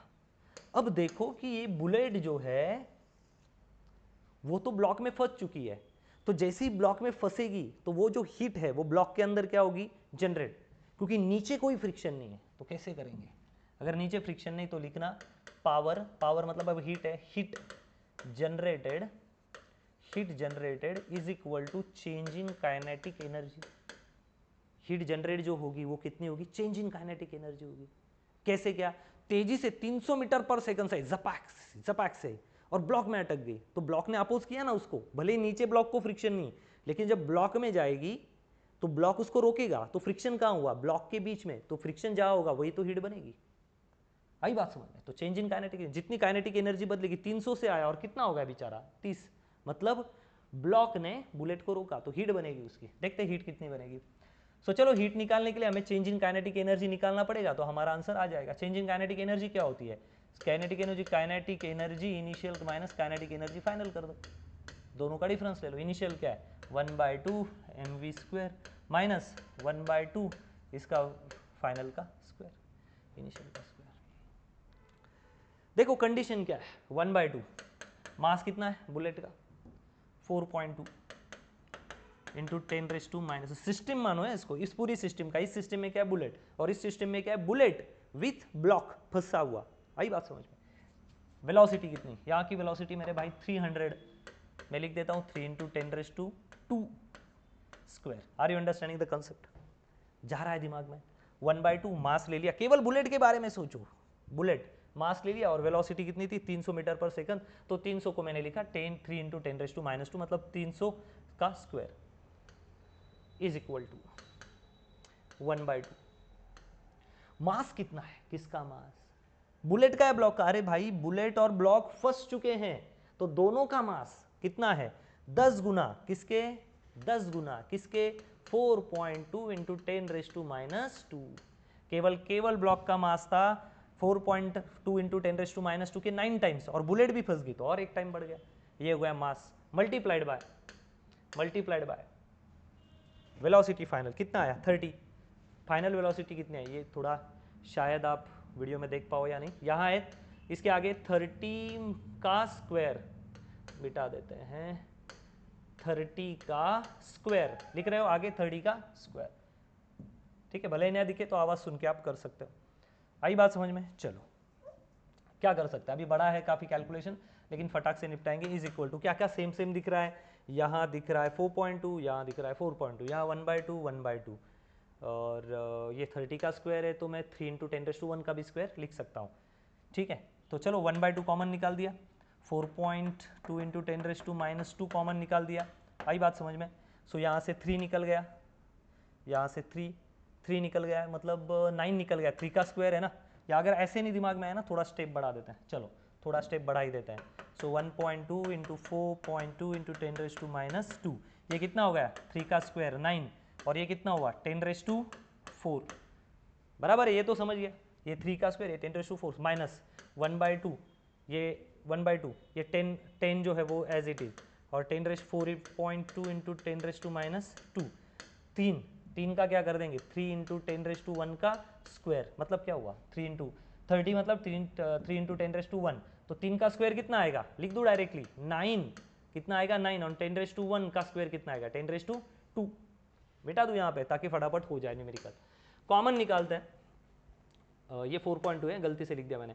सो 1/2 कॉमन, 4.2 इंटू 10⁻² कॉमन, 9 दोनों तरफ है फिर भी 9 कॉमन, बचा क्या फिर, बचा 10⁻4 माइनस 10⁻2। Are you understanding? ये जो 30 था ना 30, मैंने इस 30 को कैसे लिख दिया 3 इंटू 10⁻1 मतलब 30, उसका स्क्वायर कर दिया, तो 3 का स्क्वायर हो गया 9, और 10⁻1 का स्क्वायर हो गया 10⁻2। चलो अब बात आसान हो गई, ठीक है, इसको सॉल्व करना। 10⁻4 में से 10⁻2 चले गए, 10⁻4 में से 10⁻4 में से 10⁻2 को क्या कर देना है आपको, सब्ट्रैक्ट कर देना है। आई बात समझ में? तो ये इससे ये चला गया, नहीं इससे नहीं जाएगा, आई एम सॉरी, इससे नहीं जाएगा, कैसे जा रहा है सर, कुछ भी करते हो, नहीं कर रहा हूँ मैं, ठीक है। तो 10⁻4 मतलब हो गया एक, लिखते चलो 1 2 3 4, उसमें से 10⁻2 मतलब 100 चले गए, 100, इसको सॉल्व कर देना, बात खत्म, ठीक है। तो मेरे ख्याल से आंसर आ जाएगा, इससे इसको डिवाइड कर दो, 4 का हो जाएगा 2, 2 का हो जाएगा 1, सो 2.1 इंटू 10⁻² इंटू 9, और इंटू ये इसका बेस कॉमन ले लो, तो मेरे ख्याल से ये चला जाएगा 2, आई बात समझ, 10⁻4 माइनस 10⁻2, इसका आ जाएगा 10 बेस कॉमन, तो ऊपर वालों को सब्सट्रैक्शन हो जाएगा, ठीक है। सो अब बस 2.1 से 9 का मल्टीप्लिकेशन करके देखते हैं, इसमें से कोई आंसर हमारे दिमाग में जाता है यानी, और उसको भी कैलोरी में करके देना है, किसमें करके देना है कैलोरी में, तो यहाँ का मिटा देते हैं, किसमें करके देना है कैलोरी में, और कैलोरी वाला मतलब 4.2 से मल्टीप्लिकेशन करना पड़ेगा, ठीक है। तो 2.1 इंटू 9 18, तो ये आ जाएगा आपका 18.9, और इसका कैलोरी में करना पड़ेगा, आई बात समझो 18.9, तो कैलोरी मतलब 4.2 से मल्टीप्लिकेशन कर दो, इसका 4.2 से मल्टीप्लिकेशन करके देखते हैं, चलो 4.2 से मल्टीप्लाई करके देखो आप लोग भी, ठीक है। यहाँ तक स्टेप आ गई हमारी, बस अभी इस कैलकुलेशन को हमें शांति से देखना है, लेकिन अब कैसे करेंगे, 2 अच्छा ये नीचे आ गया है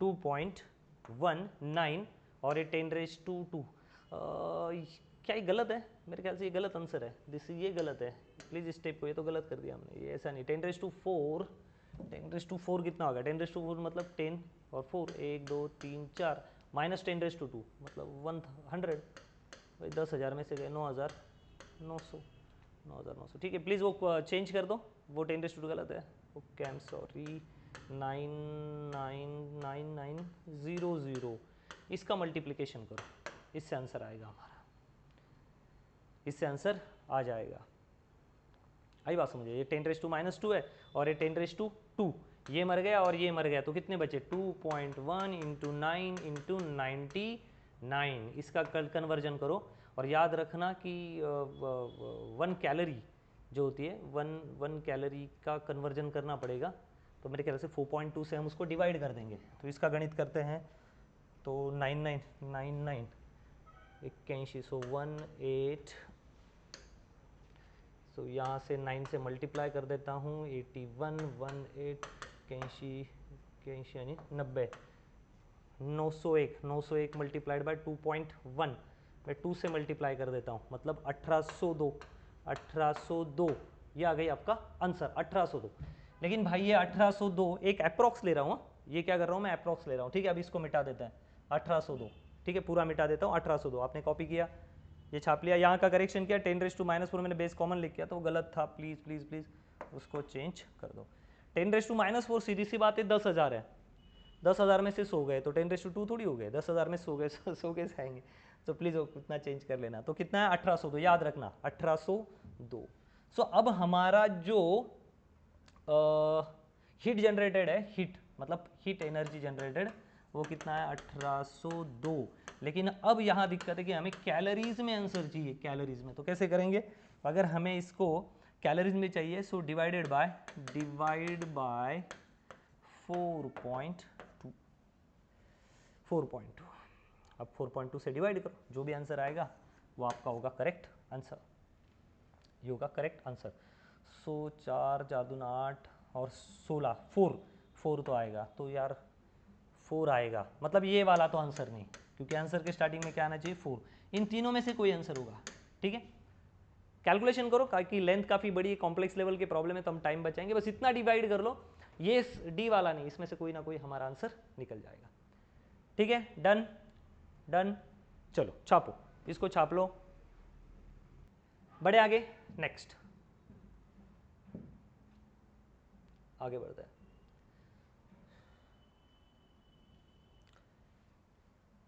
प्रॉब्लम पढ़ लो, प्रॉब्लम क्या है?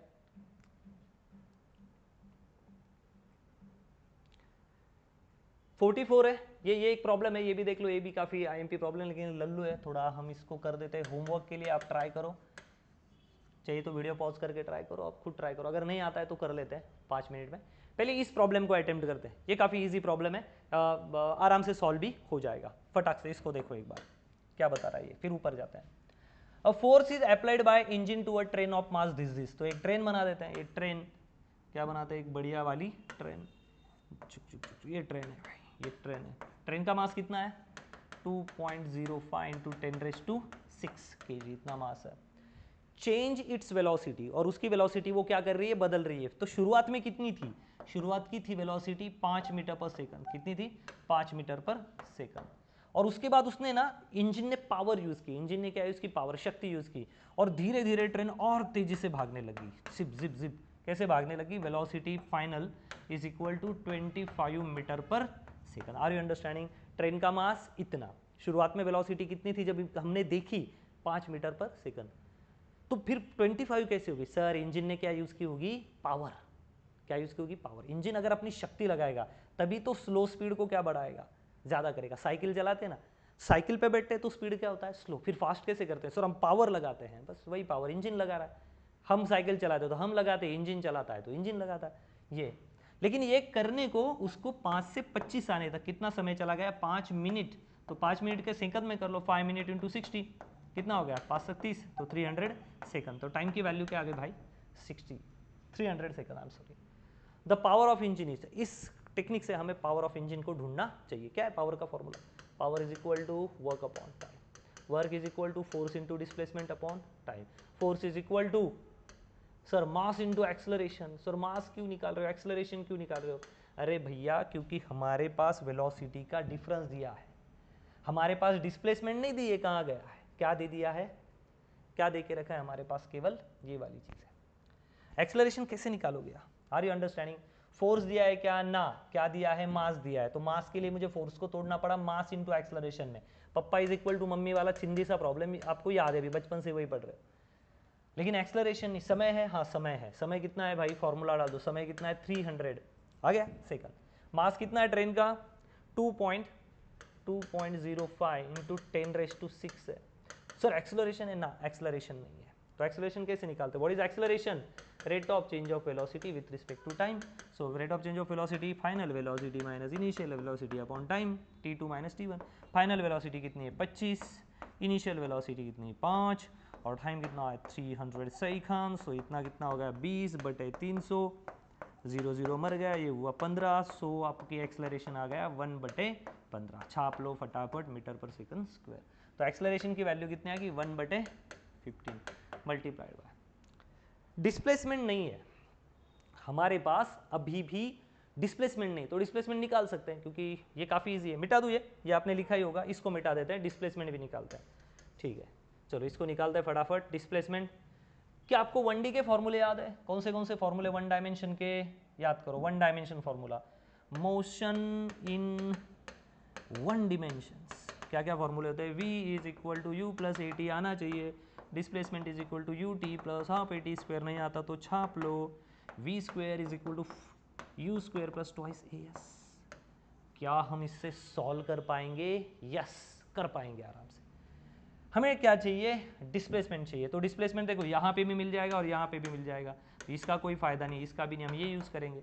वी स्क्वायर, वी मतलब क्या? फाइनल वेलोसिटी का स्क्वायर। फाइनल वेलोसिटी कितनी दे के रखी है? ये देखो ये, और इनिशियल है 5, तो फाइनल वेलोसिटी 25 का स्क्वायर। वी स्क्वायर लिख लेते, v square is equal to you square plus twice A s. V square final velocity का स्क्वायर 25 का square is equal to initial 5 का square is equal to twice a कितना बे? ए ये क्या लगा रखा है सर बेबे? ओके, प्लस ट्वाइस ए। एक्सलरेशन कितना है?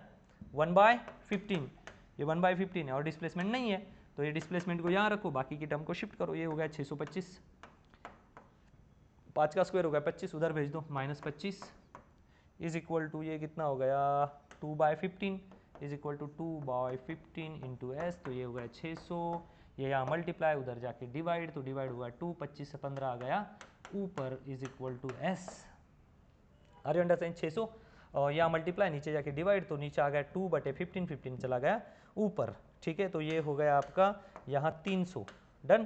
तो एस कितना हो गया आपका? ये 15 3 45 4500, ये आ गई आपकी डिस्प्लेसमेंट। तो यहाँ पे डाल दिया डिस्प्लेसमेंट, ये ढूंढ रहा था ना, मतलब एक एक चीज़ के लिए काफ़ी मेहनत है ठीक है। तो ये जीरो, ये जीरो, ये जीरो, ये जीरो मर गया, ये नीचे आ गया, इसको मिटा दूँ, इसकी अब कोई ज़रूरत नहीं है। सो ये आ गया आपका 2.05 को 2 लिख देता हूँ, ये हो गया 10⁻⁶, ये 15 आ गया नीचे, सो 15 और ये 3 40, समझ रहे हो ना भाई, 1/15 है, तो नीचे आगे कितना होगा?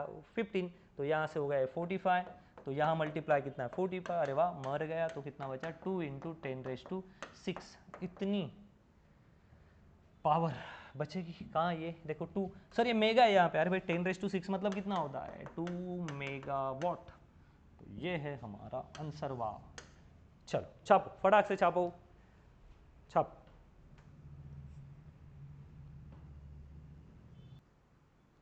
चलो छापा, डन, मिटा दे इसको। 1 2 3 4 5 10, ओके चलो चल गया, ओके। नेक्स्ट ऊपर वाला हो गया, ऊपर वाला पंप का ही है, और पंप के प्रॉब्लम आपको बताए कि आते हैं एग्जाम में 100%। जिसका आ गया है वो आंसर बता दो, कमेंट में डालो आंसर, आया तो ठीक, नहीं आया तो करते हैं। A pump motor is use to deliver water at certain rate.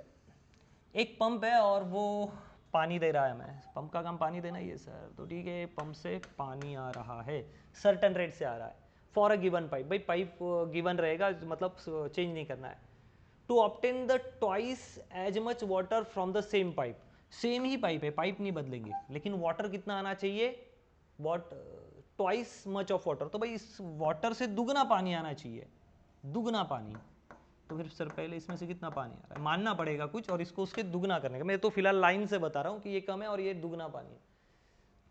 The power of motor has to be increase, तो भाई एक मोटर है, तो यहाँ मोटर बना देते हैं, ये मोटर ने पावर दे दी, मोटर, ये मोटर की पावर जो है वो P है, और इससे पानी आ रहा है, और ये मोटर की पावर को कितनी गुना बढ़ा दे कि ये पहले वाले पानी से ज़्यादा पानी दे। हमें कुछ रिलेशंस पता है क्या ना, right? Power is equal to force into velocity. आई बात समझ में? पावर वेलोसिटी से डायरेक्टली प्रोपोर्शनल है। अगर ये मोटर 1 है और ये P पावर लगा रही है, ऐसा मानते P पावर, तो ऐसा मानते कि इससे कितनी वेलोसिटी से पानी निकला होगा? V, और कितना पानी निकला होगा, तो लीटर में लेने से अच्छा मास में लेते हैं, m मास इतना पानी निकला होगा, क्योंकि यहाँ पे बात हो रही है सर्टन रेट। अब रेट के बारे में बात आएगा तो स्पीड और टाइम के बारे में बात होगी। तो मानते कि एक मोटर थी, उसकी पावर P थी, और V वेलोसिटी से कुछ पर्टिकुलर टाइम में m इतना पानी आ रहा था। इनका कहना क्या है कि आप कितनी पावर दोगे उसी सेम पाइप से, पाइप का डायमीटर वगैरह नहीं बदलना है, तो पानी कितना आ जाए? ट्वाइस आ जाए। मतलब अगर ये मास m है तो पानी कितना निकले उसी समय में? ट्वाइस m इतना मास निकले। तो वेलोसिटी भी क्या करनी पड़ेगी? दुगनी करनी पड़ेगी। वेलोसिटी भी क्या करनी पड़ेगी? दुगनी। ये समझ रहा है? This is very easy. एक मोटर है, क्योंकि अजम्पशन के बेस पे हम कुछ ना कुछ कर पाएंगे। We know that the power is equal to force into velocity, उस इंस्टेंट के लिए इंस्टेंटेनियस पावर का फॉर्मूला है। आई बात समझ में? तो अगर मोटर की पावर P है और V वेलोसिटी से पानी आ रहा है, तो अब हमें पानी दुगना चाहिए, तो पानी की संख्या बढ़ानी पड़ेगी, वेलोसिटी। उसी समय में पानी को अगर दुगना चाहिए, मानो कि नल से पानी आ रहा है तो आपको ज्यादा पानी चाहिए तो आप नल खोल देते हो ताकि पानी ज्यादा है। तो अगर v वेलोसिटी और दुगना चाहिए, ट्वाइस चाहिए, तो वेलोसिटी भी क्या कर दो, ट्वाइस, तब जाके उसी समय में ज्यादा पानी आएगा। नल अगर हम कम छोड़ते हैं तो धीरे धीरे पानी आता है, और ज्यादा छोड़ते हैं तो ज्यादा पानी आता है। तो इसका मतलब पानी की क्या बढ़ा दो, वेलोसिटी का, कि पानी तेजी से आए। तो पहले अगर मास m आ रहा तो बाद में कितना आएगा, ट्वाइस m आएगा। बस उसी को हम मैथ्स में यूज करने की कोशिश करते हैं। चलो पहली केस लेते, पहले क्या हुआ होगा। सो पावर के बारे में बात करते, power is equal to work upon time, and everybody knows work is equal to energy. Sir कैसे, अरे भाई उसके डायमेंशन लिखो ना, L M T is equal to L M T. बताओ वर्क के डायमेंशन क्या है, 2 1 माइनस 2, और एनर्जी के डायमेंशन 2 1 माइनस 2, मतलब एल का 2 एम का 1 टी माइनस, है ना सेम, ओके। चलो can I write work is equal to energy, because दोनों की वैल्यू क्या है, सेम। सीधी सी बात है, अगर मुझ में एनर्जी है तो ही मैं वर्क कर रहा हूँ। आई एम टीचर ना, तो मेरा काम टीचिंग है, तो जब मुझ में एनर्जी है तभी मैं वर्किंग कर पाऊंगा। तो याद रखना, ये फिजिक्स का सबसे बढ़िया फंडामेंटल है। अगर आप वर्क और एनर्जी को समझोगे तो हर चीज आपको समझ जाएगी। एनर्जी है तभी वर्क कर सकते हो, और वर्क कर रहे हो तब मानना है कि एनर्जी 100% है। So energy upon time, but what is energy, क्या मैं लिख सकता हूँ एनर्जी मतलब काइनेटिक एनर्जी, क्योंकि भाई पानी बह रहा है ना। सो 1/2 mv²/t, तो 2 नीचे चला गया, ये बन गया mv²/2t, तो ये बन गया हमारी पावर। ये पहली केस है, ये हो गई हमारी पावर। अब हम केस बदल लेते हैं, हम क्या करते हैं, मोटर को पावर दे दी और पानी कितना कर दिया, दुगना कर दिया। तो वेलोसिटी जब दुगनी होगी, डबल पानी निकलेगा, तो मास भी तो ज्यादा हो जाएगा, ज्यादा पानी तो ज्यादा जम जाएगा, ज्यादा मास आएगा। लगा दो पावर का formula, power is equal to, direct लिख देता हूं, energy upon time. So power is equal to, energy क्या होती है, एनर्जी होती है 1/2 mv²/टाइम। So power is equal to 1/2। लेकिन भाई मास कितना हुआ, या तो हमने मास m माना था, अब पानी कितना निकलेगा, दुगना, तो मास भी कितना होगा, दुगना, ट्वाइस m। यही सिंपल सा फंडा था उसमें। और वेलोसिटी कितनी होगी, सर यहाँ पे v थी, इधर कितनी हो गई, दुगनी। सो ट्वाइस वेलोसिटी का square upon time, this is time please. So यार 2 से 2 मर गया, तो p पावर बिकम m, और 2v का हो जाएगा 4v²/t। तो क्या करेंगे हम, 2 को आगे ले लेते हैं, power is equal to mass 4, I am sorry, power is equal to 4mv²/t। और ये जो दूसरी वाली पावर है ना, ये इसको हमें ना पावर नहीं मानते, पावर डबल डैश मान लेते। क्या मानते, पावर डबल डैश, समझने में आसानी जाए, पावर डबल डैश। तो क्यों ना मैं इस फॉर्मूले को कुछ ऐसा लिख दूं, power double dash is equal to, ये 4 यहाँ है, 4 यहाँ है, 4 यहाँ लिख दिया, ये क्या है, मास इनटू वेलोसिटीज का स्क्वायर डिवाइडेड बाय टी। मुझे ऐसा कुछ करना है कि ये ऐसा आ जाए, mv²/2t। तो यहाँ नीचे 2 नहीं है, तो एक काम करता हूँ मैं, 2 लाने के लिए इधर भी 2 से मल्टीप्लाई कर देता हूँ और इधर भी 2 से मल्टीप्लाई कर देता हूँ, ताकि देखो अब ये फॉर्मूला किसकी तरह बन गया, mv²2t, mv²2t क्या था हमारा, 4mv²/t। तो लिख दिया हमने 4mv²/t था, क्या था हमारा, 4mv²/t था, 4mv²/t। लेकिन मुझे 2t लाना है, तो मैं इधर किससे मल्टीप्लाई करता हूँ, 2 से। तो इसको बैलेंस करने के लिए ऊपर किससे मल्टीप्लाई कर दिया, 2 से। किसकी तरह बन गया ये बताओ, सर पावर की तरह। So power double dash is equal to 2 और 4 8 इंटू, ये पहली किसकी वैल्यू 4। तो हमें पंप की पावर कितने गुना बढ़ानी पड़ेगी, 8 गुना, 8 टाइम्स। कितने गुना बढ़ानी पड़ेगी, 8 time. This is your answer. चलो फटाक से कॉपी कर लो, उतारो, डन, मिटा दे। क्लियर है ये भी प्रॉब्लम, ये काफी इजी था, थोड़ा कंपैरिजन टाइप के प्रॉब्लम्स थे।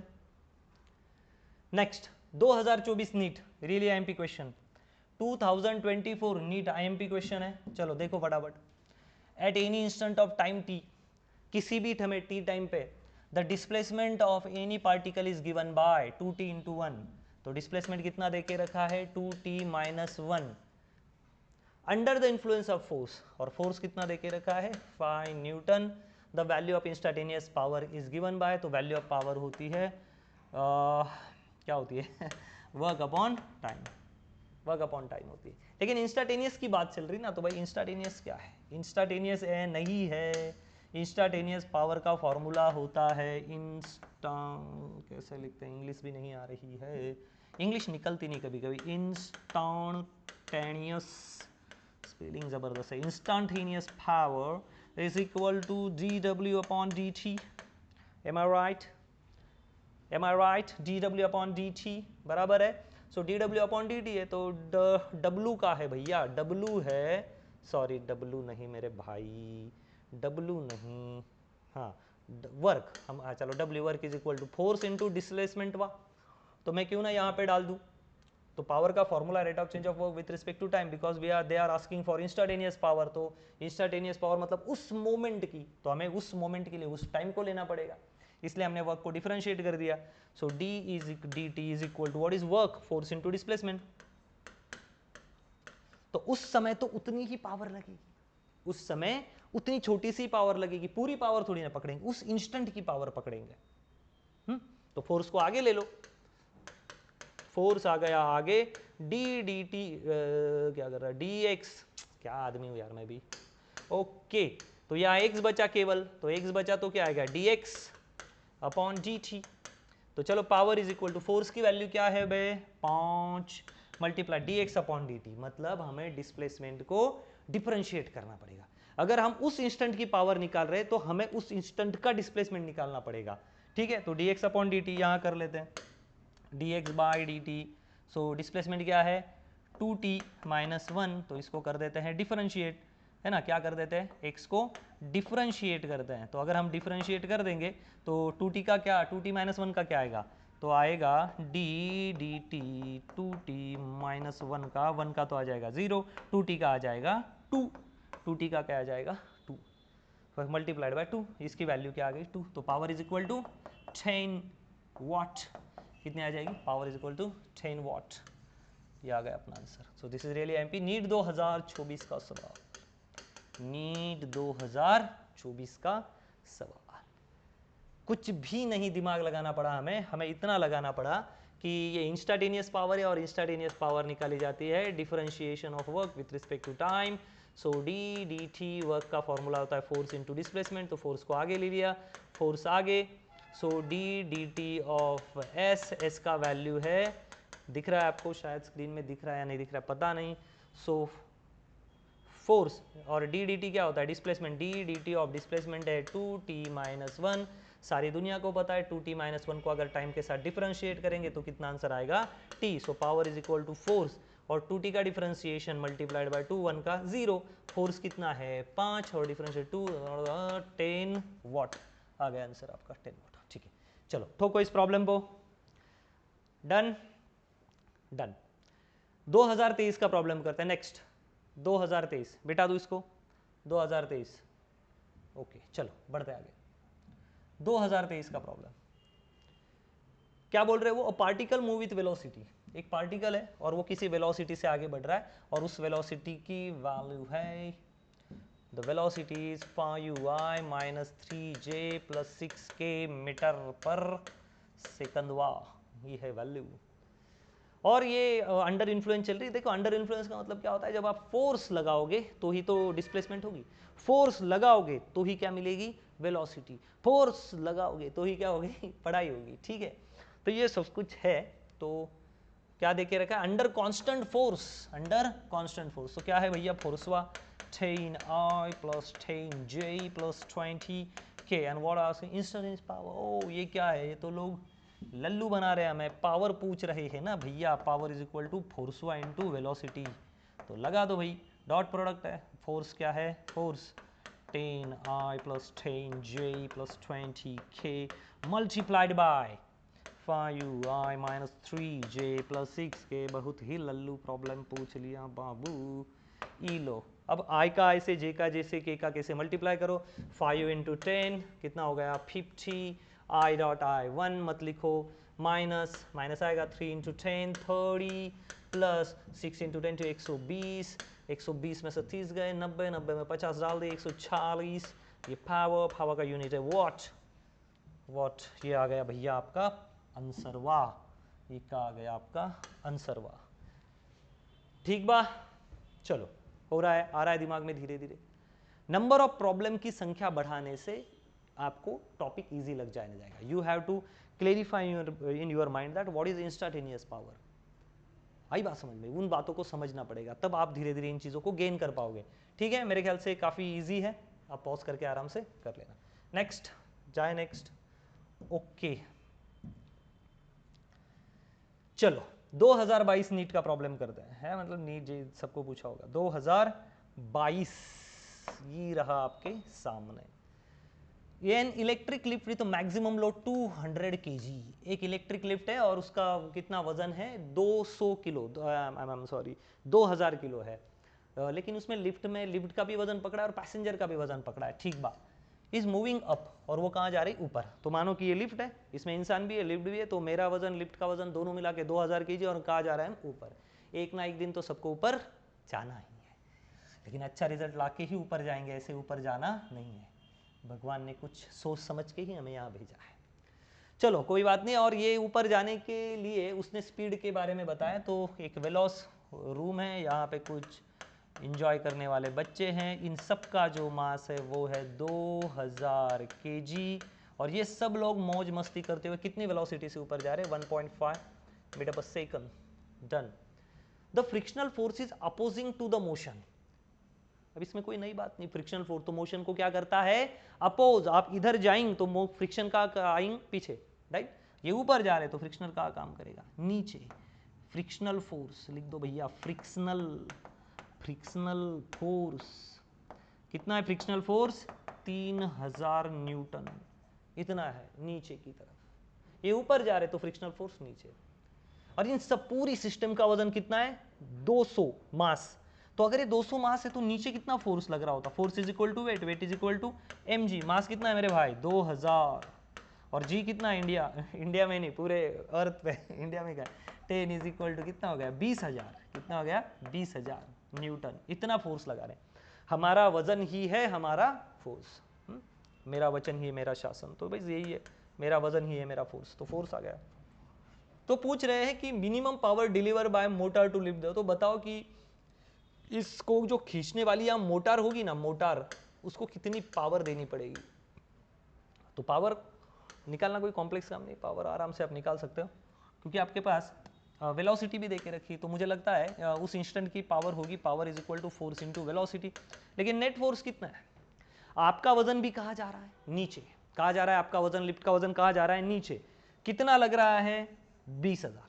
और फ्रिक्शन भी कहाँ है? ऊपर जाने वाली लिफ्ट का नीचे। तो टोटल फोर्स कितना होगा? टोटल फोर्स होगा weight of lift plus frictional force.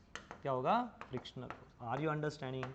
Friction भी नीचे, आपका वजन भी नीचे, और लिफ्ट ऊपर। तो कितना हो गया मेरे भाई? 20,000 प्लस फ्रिक्शन का फोर्स 3,000, मतलब 23,000। चलो लिख दे यहाँ पे, फोर्स कितना है? 0,0। और वेलोसिटी कितनी प्यारे बच्चों? 1.5। प्यारे बच्चों, अकल के बच्चों। ओके, तो कितना हो गया? 23,000 और ये फ्रीक्वेंसी की 1.5। अब इसको मल्टीप्लाई कर दो, तो मल्टीप्लाई करने से कितना आएगा? 1.5 टाइम हो जाएगा 23,000 में, और लगभग कितना मिला दे? 11,500। तो कितना हो जाएगा? 34500, 34500 ऐसा कुछ आ जाएगा। 34500 ऑप्शन नंबर सी के साथ जाएंगे। तो हमने सॉल्व किया 2022 का सवाल। छापो, चलो फटाक से छाप लो प्यारे बच्चे। डन। चलो मिटा दें, ये रहा, खत्म कर देते हैं। नेक्स्ट वाला पढ़ते हैं 2021 2008, मतलब काफी ज्यादा ही इंपॉर्टेंट नहीं लग रहा है, ठीक है। Waterfall from a height of 60 metre. चल रहा है वीडियो तो बंद नहीं, गिर गया? ओके चल रहा है। Waterfall from height of 60 metre. तो वाटर है तो यहाँ मस्त पहाड़ियाँ दिखाएंगे, और यहाँ से मस्त पानी बिछाएंगे, नहीं, पानी गिराएंगे। ओके, पानी गिर रहा है। कितनी हाइट है इसकी? कितनी हाइट से पानी गिर रहा है? 60 मीटर। वाह, तो ये हाइट होगी पानी गिरने की। Eight the rate of 50 kg पर second. Eight the rate of, rate मतलब टाइम भी दिया है और आपका स्पीड भी देके रखा है। Eight the rate of 50 kg पर सेकंड। आप मुझे बताओ kg किसके लिए लेते हैं हम? भाई मास के लिए। पर सेकंड मतलब क्या होता है? टाइम। सेकंड मतलब टाइम। तो ये 50 किसकी वैल्यू दे दी है? 50 kg पर सेकंड इज इक्वल टू, मास की नहीं दी है, मास अपॉन टाइम की वैल्यू थी। लिखा है ना kg पर सेकंड। थोड़ा शांति से देखा करो प्रॉब्लम को। सो kg पर सेकंड मतलब मास अपॉन टाइम, kg मतलब मास और सेकंड मतलब टाइम, तो ये 15 जो वैल्यू है वो है मास अपॉन टाइम की। ठीक बात, आई बात समझ में? Okay, to operate the turbine, तो एक काम है यार, टरबाइन है, आपको टरबाइन के बारे में होगा। यहाँ पे क्या होता है, अंदर मैग्नेट्स होते हैं, मैग्नेट के अंदर कॉइल्स होती है, कॉपर की कॉइल्स, यहाँ पे शाफ्ट लगा होता है, शाफ्ट मतलब एक रॉड आता है और ब्लेड लगाया होता है, ठीक है, इंजीनियरिंग में पढ़ोगे आप, पढ़ा है तो, मोबाइल नहीं देखा तो ज़रूर पढ़ोगे। और यहाँ ब्लेड्स होते हैं, ब्लेड पे जैसे ही पानी गिरेगा तो ब्लेड घूमेगा, और ब्लेड घूमेगा तो मैग्नेट के अंदर जो कॉइल है वो फ्लक्स को क्या करेगी, कट, और हमें क्या मिलेगी, बिजली।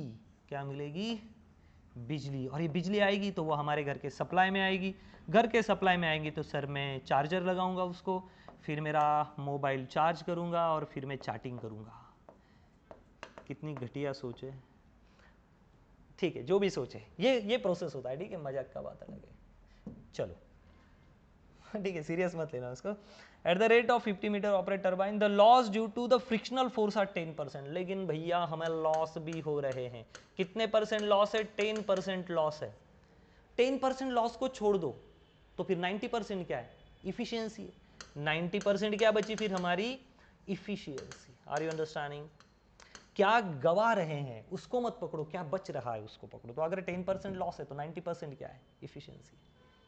डन, ठीक है। सो 10% लॉस है, 90% जो हमारी इफिशियंसी इनपुट एनर्जी की, तो कितनी पावर जनरेट करेगा। अब 2021 में पूछा है, मतलब भाई लेटेस्ट ही सवाल मानेंगे हम उसको। तो ये बिजली बनाने का जो काम है अगले साल सीख लेना, आप इंजीनियरिंग में जाओगे तो, या जब भी जाओगे पढ़ाई की तो तब सीख लेना। पावर पूछ रहे हैं, what is power my dear students, work upon time. लेकिन यहाँ पे एक बात समझ में आ रही, पानी बहुत ऊपर से गिर रहा है, तो पानी के अंदर क्या भरा पड़ा है वहाँ, सर पोटेंशियल एनर्जी भरा पड़ा है। तो क्या है भैया पोटेंशियल एनर्जी, इस पोटेंशियल एनर्जी का यूज करके पानी क्या करेगा, नीचे। तो कितनी पोटेंशियल एनर्जी, वर्क के बराबर, पोटेंशियल एनर्जी किसके बराबर, वर्क के बराबर, नीचे तो गिरेगा mgh upon T, mgh upon T, mgh upon T, sorry mgh upon T.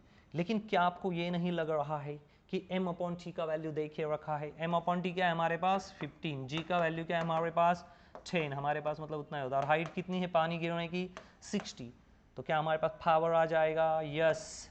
हमें पूछा है how much power generated by turbine, output कितना देगा, तो हमारे पास ये इनपुट पावर है, और वो कितना आएगा, ये हो गए 9,000 आएगा क्या, ठीक है, 9,000 वाट, इतना इनपुट पावर, ठीक है, इतना इनपुट लगेगा हमें इस एनर्जी का, 15 से 900, ठीक है, बराबर है। हमें आउटपुट पूछा है, हमें क्या पूछा है, आउटपुट। क्या मैं कहना है, राइट द फॉर्मूला, ये हमारी इनपुट है, ये आंसर तो है ही नहीं वहाँ पे। तो भाई efficiency is equal to output power upon input power. तो इतना इनपुट तो हमने पानी गिरा के दिया।